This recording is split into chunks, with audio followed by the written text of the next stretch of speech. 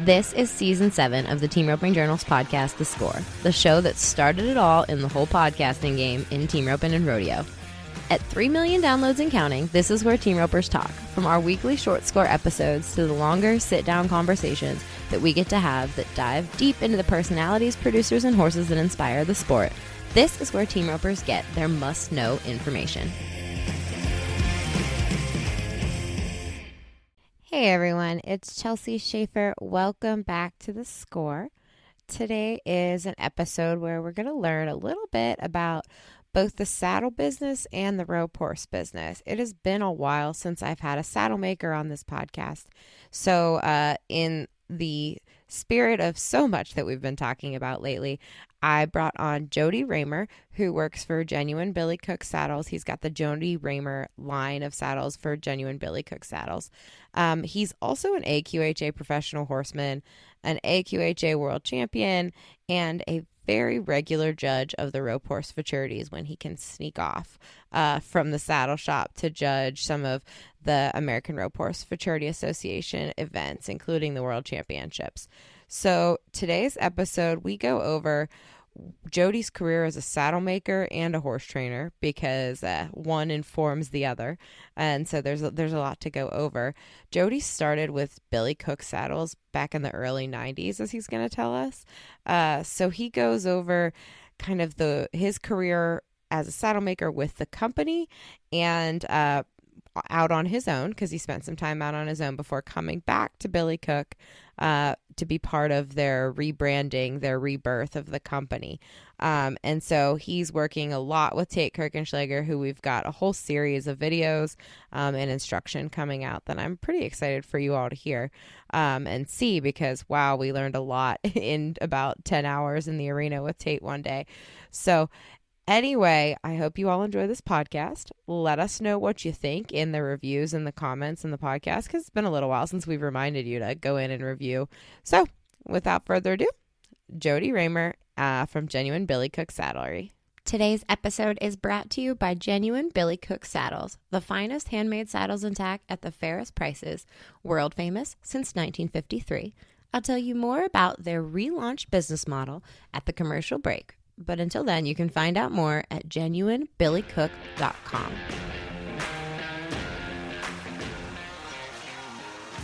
Well, Jody, thank you. Give me your background. You were a horse trainer. Do you still train horses?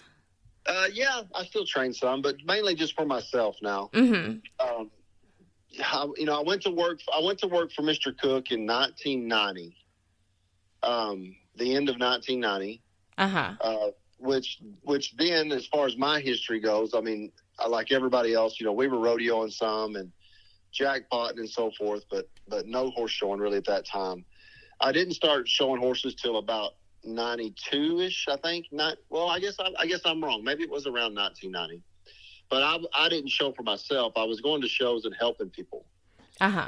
Is what kind of got me in the show horse deal. I had some friends that showed a lot of horses in the quarter horse deal and the paint deal, and they got me going with them to help. And then that turned into, like, why can't I just do this for myself? And so I started training a lot of horses then.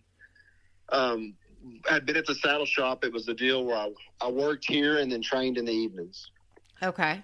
And it just kind of grew and grew and grew until, like, in 2009, I quit the saddle shop because my horse deal had just got to be too big that I could handle part-time, Mm-hmm. So, and that's really what I wanted to do. I mean, I wanted to train. I loved that.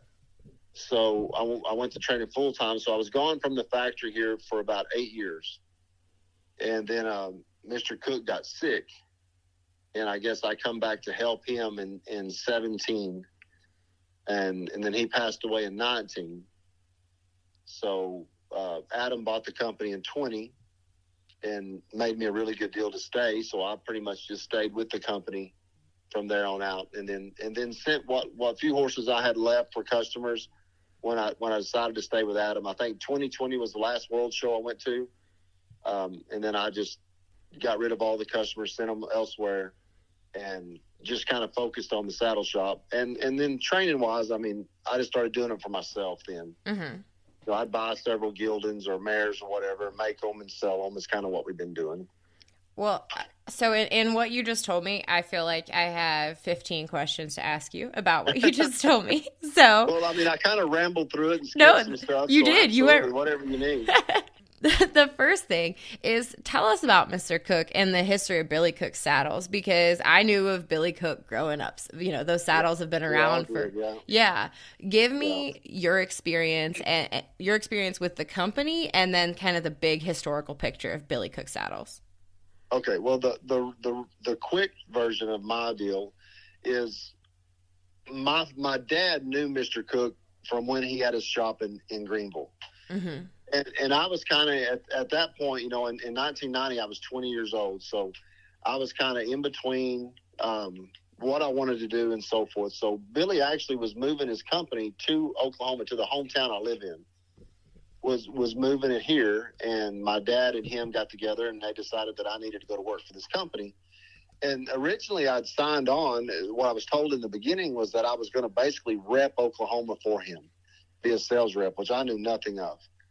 And, you know, all this time later, I've never left the shop. So it turned into the, you know, I went through, learned everything there was in the shop in the beginning. You know, he would just have me work for a month or whatever in each department until I kind of knew everything, how the shop worked.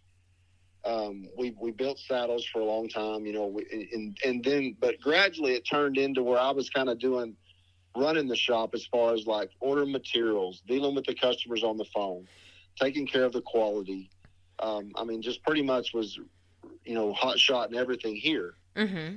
So, and that's just kind of where it turned into. It turned into where I was dealing with 99% of the customers on the phone and doing everything I'm talking. It just kept growing to where he loved it, because then he could stay out there and work on saddles and play. He loved to tool and he loved to build saddles. So, and he could do that. And then I would take all the other stress off of him to do it. So that's kind of what it turned into here.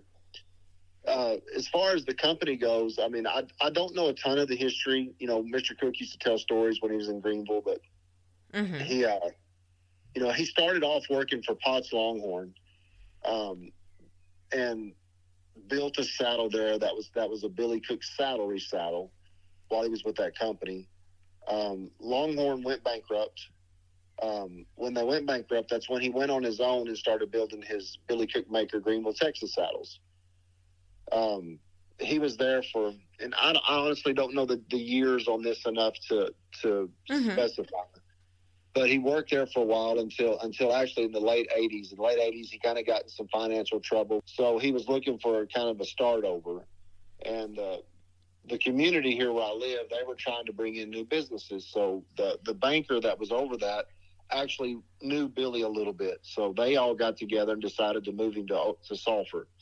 So he opened his factory here and started building saddles here. Like the early 1991 is when we started actually producing saddles. Okay. But as far as, you know, Billy's built saddles, I've heard stories since he was like 19 years old. He's worked for saddle companies or whatever, and then he passed away at 89. So that's a lot of years of building saddles. And what kind of saddles, what's the bread and butter? What was the bread and butter of Billy Cook back when Mr. Cook was making them? And where are you all now? What are you shooting for? You know, bread and butter, I think in his early career was roping saddles. He built a lot of ropers and barrel saddles. That was kind of the two bread and butters when he started off. Everything's evolved, and we make so many different varieties of saddles even today. You know, probably our bread and butter today is we sell a lot of barrel racing saddles. We sell a lot of cowboy saddles, like ranch saddles. I'd say our ranch saddles might be our bread and butter today. What I'm trying to grow since I've been back to the company is I want our roping business back. You know, because I rope, and that's what I most relate to. You know, is why I'm really trying to get our roping business going again. You know, and a little quick history is Billy for years got caught up in what I feel like I'm trying to change with the history of this company is Billy got caught up in years of trying to mass produce saddles, and numbers become what he pushed for, how many he could make and so forth. You know, and so he to do that, he let the quality fall off greatly. and it just become like a shop made, throw together saddle, which really hurt his reputation, in my opinion. So since I've been back now and trying to change him with Adam, Adam's basically opened the gates and untied my hands and let me do what I want. So we've been really trying to get the quality back like it has been, bring the name back to Billy Cook like it once was. Mm-hmm. And so that's been a big thing for me. So for me, my personal favorite is I want to grow the roping business back. So we started building the Jody Raymer collection again, which is a total custom top to bottom. That's the one Tate was riding. The total custom top to bottom. Back, I feel like we're building a roping saddle now. That particular saddle I feel like is as good as anybody in the world. And then even our shop saddles and our roping saddles, we've changed the tree designs. We've changed the way we do a lot of things. We've really tried to bring the quality back. So the big thing with being back here at Billy's now is really get the quality back where it needs to be. We're still going to be, everybody still has shop style saddles, but it's just, slow down, pay attention to detail, get everything back to where it used to be. And that's what we strive to do today. Yeah. So what are you learning? Your saddles, the ones I saw Tate riding, were absolutely beautiful and look like custom saddles. As far as the tree and what's going into it from the rope horse perspective, what are you doing to make it modern for the roper that has futurity horses, or the World Series guy that's got roping for $300,000? Talk about the construction of those saddles.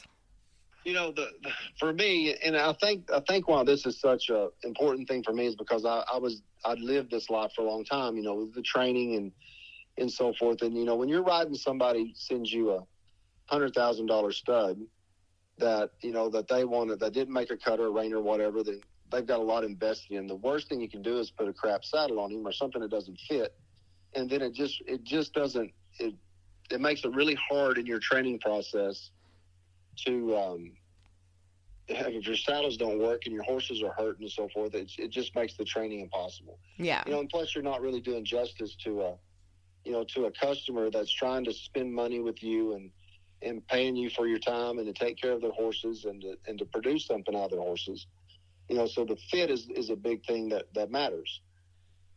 Horses have changed tremendously over years. Now horses are a lot stouter made. There's a lot to them. So with this particular tree that we're talking about, Bowden makes those trees for me, and I've used Bowden trees on anything custom or my personal stuff for years. Mm-hmm. We've changed the tree. It's kind of an association type front, but it's got a lot of flair in the bar. It seems to fit majority of horses you put it on. Some of, every horse, you can have 20 horses in your barn and you got 20 totally different backs. So what we strive to do, or what I try to do is I want to fit the bigger end of those horses. And then you can pad a little bit if you've got something you need to be down. But we can also have those trees tweaked if we need to too, to change the size. But we use a 7-inch gullet and a full bar in those trees. Just because I feel like that, with all the horses I rode over the years, that bar worked the best for me. I felt like I had more success out of that bar than anything else.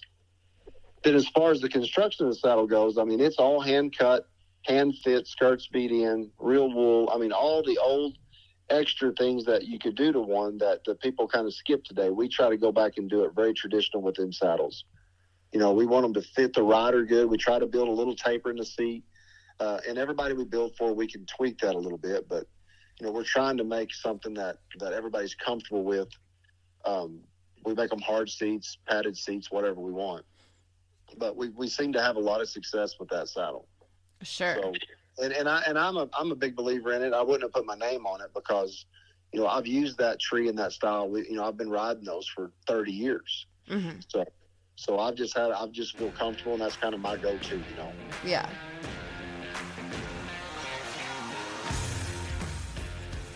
Today's episode is brought to you by Genuine Billy Cook Saddles, the finest handmade saddles in tack at the fairest prices. World famous since 1953, Billy Cook saddles continue to be built in the USA by horsemen for horsemen. In 2020, Genuine Billy Cook was revitalized and has been operating under a new business model aimed at producing the highest quality to ensure maximum performance while keeping true to Western horsemanship traditions. Check out genuinebillycook.com for the finest handmade saddles and tack and the fairest prices. That's genuinebillycook.com.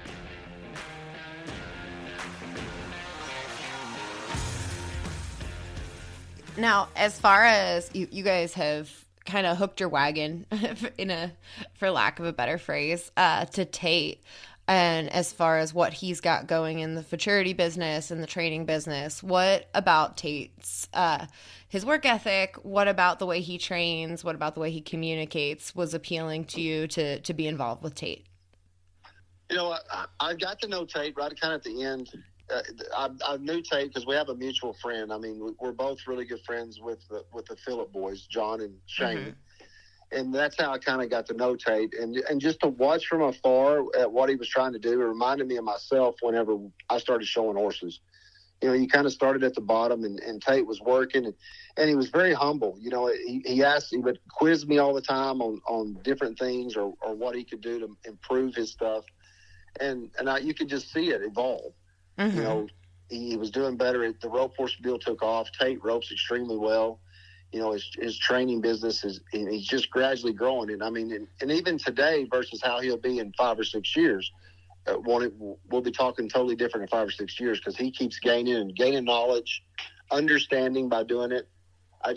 He just seemed like the right person to rep what I wanted to do. Yeah. He's humble. I mean, he's the same. He's easy to talk to. He wants to do good. He wants to get a name for him, and he's done well so far. Mm-hmm. He's done really well. So I just felt like with Tate was a guy that was going to be true blue to us, and he's easy for me to talk to. If we need to tweak something, he can tell me what he's thinking, then I can convert it to what it is, and get to go rope with him and stuff, and try to help him with his horses where I can. I mean, I just felt like he would be a great ambassador for what I was trying to do. Yeah, absolutely. He's kind of, like you said, he's real humble and low key. So you don't always know that Tate knows as much as he does, but we just filmed with him for a series that we're getting ready to drop with you guys. And that was, I haven't had a chance to talk to you about it. We did it on parts of the body throughout parts of the run. So It's a way to kind of talk about the way that the horse needs to be free and be able to move with his saddle, but also, how Tate gets their shoulders free in the box, how he gets them in the bridle in the box, how he gets their rib cage free. He really is super knowledgeable about all that stuff. So I'm excited for you to see it too. Absolutely. And I felt so bad that I didn't get to be there. I was wanting to be there for that so bad. It was really cold, so you didn't. It was cold, actually, so I picked a good day to miss. You picked a good day to miss. It was freezing. No, but what I know of Tate and everything that we've done has been great. We don't just talk saddles. We talk horses and we talk just the training programs. And I mean he's really good to pick my brain the best I can. And I try to help him what I can. I mean, there's a lot of different ways to skin a cat, but it's he's very humble, and I love that part of him. And I felt like me, like when I was starting off, it kind of reminded me of me because I would try to learn from everybody I could because I wanted to be the best I could. Mm-hmm. And I see the same thing in Tate. Tate does really well with that stuff, and he does great. I mean, he's done a really good job with everything he's done. So we're glad to have him on our side. Sure. Now, on the rope horse, I knew you when I first knew who you were was when you were judging. Do you judge at all still? Oh, yeah. Yeah, mm-hmm. I still judge. I think I have to judge the futurity that's going to be in Oklahoma City here first of, I don't know, end of May, 1st of June, something like that. Whenever the Red Bud is, I know I have to judge those. Sure. So, I mean, I could judge more. They call me quite a bit to judge more. Mm-hmm. It's just sometimes it doesn't fit into my schedule to do it as much as I want to. But I enjoy the judging. I feel like that I can kind of keep up with what's going on, and I feel like I have a very, very open mind to the new styles and everything. Because that was always something that frustrated me a little bit when I was showing so much. Is I feel like that people would get so stuck in what they felt like they should be. But you kind of got to see every horse is a little different, and as long as people are going through the maneuvers like you want to see them, and it keeps me part of what's going on without showing a whole lot anymore. Kind of keeps me involved, and it's just a neat thing. I've enjoyed the judging, and I was pretty pretty nervous about it the first time I started judging, but it's got to, and I still get kind of nervous when I judge because you always want to do the right thing and sure, so forth. But I have enjoyed the judging part of it. It's kept me in contact and kept me involved, and I do enjoy it. One of the things that I asked Tate to describe while we were there was his ideal run. Like, do you have an ideal head horse run and an ideal or heel horse run that you can like rattle off easily, or is it just kind of a feel or something that you see? What are you looking for maybe people who don't understand what's going on the show side of things? Right. Well, with the rope horse maturities, it's a lot different now than it was like in the AQHA when I was showing, which is so much better because I felt like when I was first starting to show, the run that they were trying to set up in the heading in the AQHA was not a horse that you were going to ride necessarily at a jackpot. You know, it was hard to take the horse to two different things because of the way they had it set up. Mm-hmm. So, yeah, so my ideal run, if I can explain it the best I can, is first thing you look for is you judge the box first. So we're always wanting something that's pretty quiet, pretty still. You know, nothing. I mean, everything is completely rider control in the box. You know, you want him quiet in his hands, sit in the corner quietly, to be able to score as quiet as he can, and then leave off the rider's head. When do you start watching them? Do you start watching them as they're walking toward the box, or do you start? Not necessarily walking toward the box. I mean, you watch the whole thing, but I don't really start judging much until they get close to walking in the box. Gotcha. Okay. You know, unless you get a refusal or something where they're going to the box and they're not necessarily wanting to go in, then you kind of have to start judging there. But for me, most horses will walk in the box fairly quiet. You know, it's when you turn around is where you start noticing when you walk around the corner and you start facing the box to set them up for the corner. Mm-hmm. You know, a horse that stays quiet, keeps his head down, doesn't get too nervy, will get to the box without a lot of help, to the corner without a lot of help, and just stand there quiet in his hands. I mean, that's what's the ideal part for me, is to stand there as quiet as he can, and then when the gates bang and he sees his start, when the rider puts his hand down, the header puts his hand down, you want that horse to leave as flat as he can. You know, run into his position. So quiet in the box, really strong run. I want them to run where they are. Then as they start getting close, I like to see those horses start letting up just a little bit, and the rider have to push them a little bit in. To me, that horse is paying attention to what he's going on. Mm-hmm. Once he catches one, I personally like it to be, and this is the part that's kind of hard to explain, is I want him to drag a leg a little bit to get a hold with the leg, the back leg down, mm-hmm. and be making his move to the left at the same time. Just a nice fluid motion. You know, like the old AQHA would be almost a steer stop style and then take off.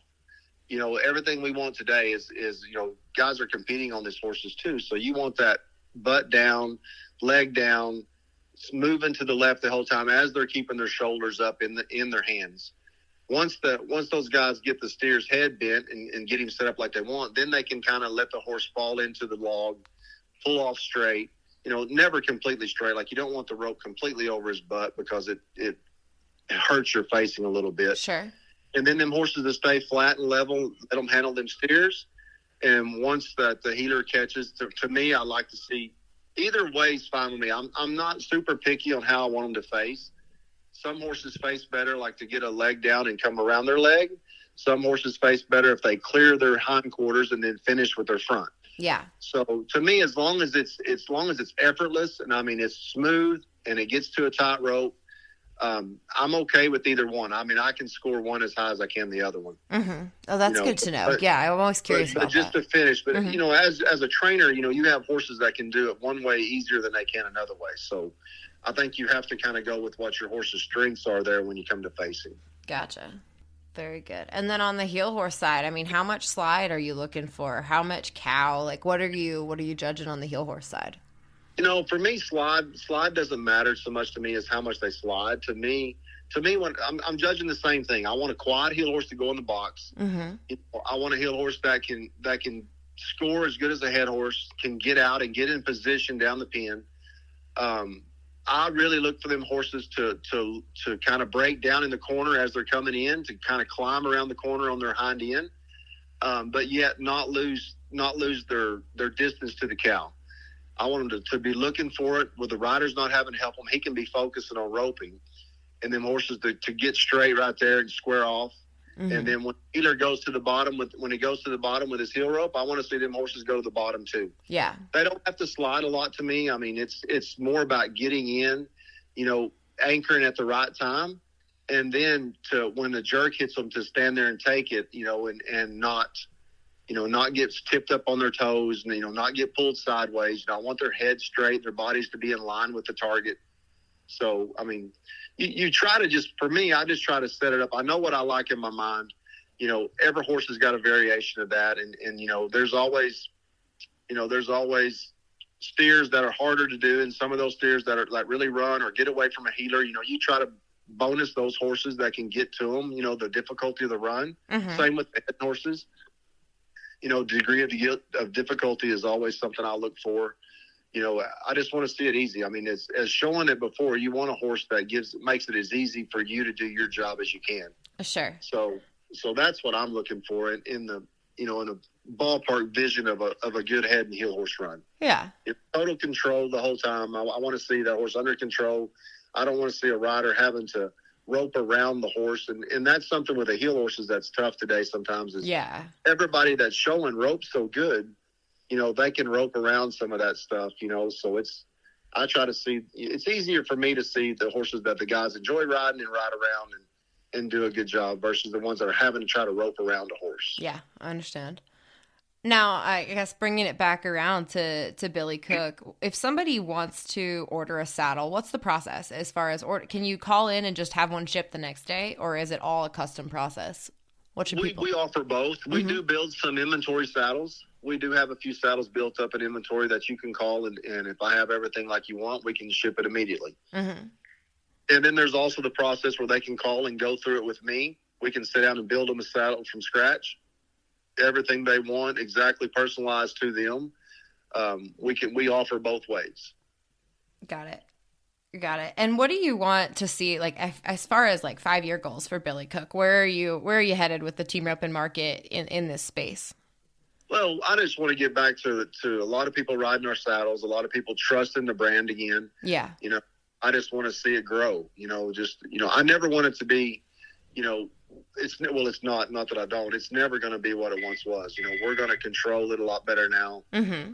Keep the quality like it is. And I just want it like everything else, just to start growing and to be back to that reputable saddle that people used to have. Yeah. That's what my goal is to try to get it back going and to what it once was. I love it. Now, you said you aren't good at interviews and you're a liar. So that's one thing that people should. I've babbled a lot in this interview. No, so. You've done great, Jody. Hopefully you can edit it what it needs to be edited. Well, thank you so much for your time.